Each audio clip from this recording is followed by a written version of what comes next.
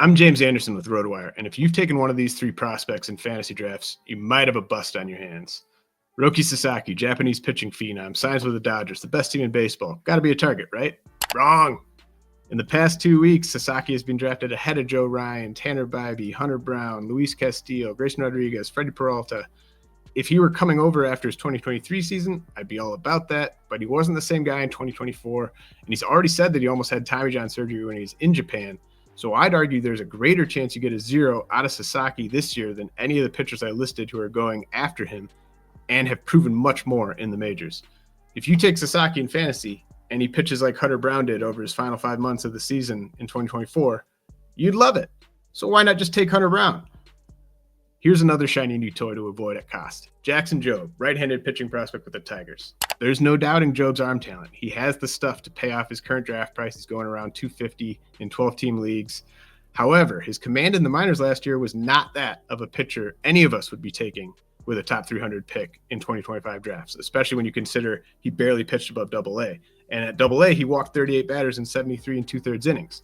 Jobe's getting drafted where he is because of his name and his stuff, and people are blindly betting on the control being significantly better than it was at Double-A last year.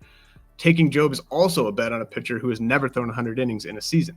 Again, it could pay off, but you're just shooting a shot, and you're doing so with pitchers like Clay Holmes, Nestor Cortez, and superior pitching prospect for 2025, Bubba Chandler, still on the board. I just want a bit more evidence that a prospect is ready and a bit lower price tag. That's all. The final prospect bust you should avoid in 2025 drafts is Guardians outfielder Chase Delauter. Delauter is one of the best pure hitters in the minors, but he's also got major durability issues, playing in just 96 games since getting drafted in the first round in 2022. He's had to go to the AFL multiple times just to make up for lost time, and it's been repetitive lower body injuries. These are injuries that aren't surprising when they occur because of what's happened in his past.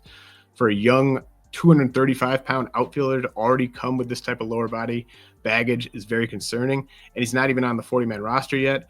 And he's probably going to stop stealing bases pretty soon because of all these lower body injuries.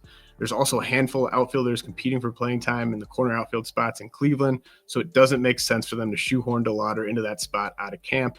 I love the idea of smartly chasing upside late in your 12-team drafts, but Delauter's just not going to be a big-time power speed threat as a rookie, so you're relying on his batting average to provide value prospect to chase in redraft, especially when you consider the rest of his baggage. Stop blindly chasing upside. Start focusing on winning your leagues. Go to rotowire.com/try for access. No credit card required.